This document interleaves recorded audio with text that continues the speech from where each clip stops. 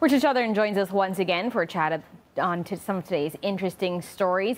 And we begin, Richard, with Disney overhauling one of its popular theme park rides. Splash Mountain, Ginella. It's going to get a new name. It's going to be revamped. Of course, very popular ride in both Disney World and Disneyland.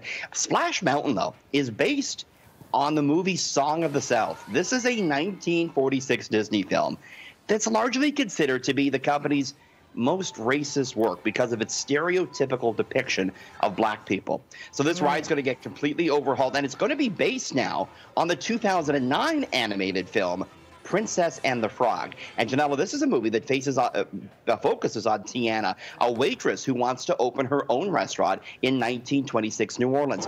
She's Disney's first black princess. That's what they're going to revamp it as. We don't know what the new name will be. There's also probably, Ginella, a dollars and cents component here. We heard some travel experts today suggest that redoing Splash Mountain will be a draw for visitors. So, you know, Ginella, some people are going to hear this, and they're going to say, well, here's cancel culture again. But look, the ride, Disney says it was based on something racist. They're going to base it now on a popular new movie. It's going to be just as fun to ride, I'm sure. So I'm looking at this as a good thing, right? Yeah, bring it into the modern world. They've got a black Disney princess, and she should get some love too at Disney World. Yeah.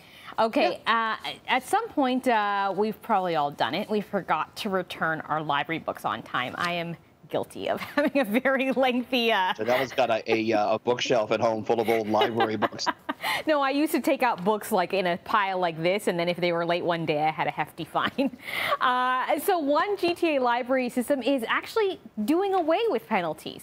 Yeah, this is interesting. Vaughan's library system says no more late fees. And if you had one going back years, they'll get rid of all those retroactively. They're going to expunge your record?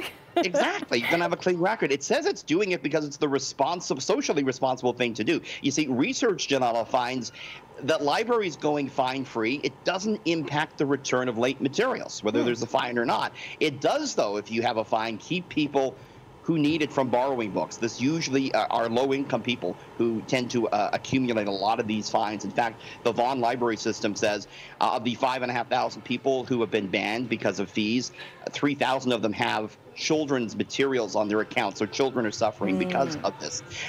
More than 100 library systems throughout North America have gone fine-free as of late.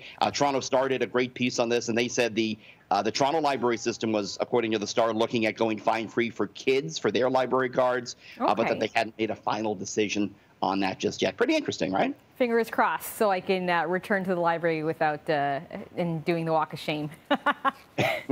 Thanks so much, Richard. We'll see you tomorrow. See you tomorrow, Ginella.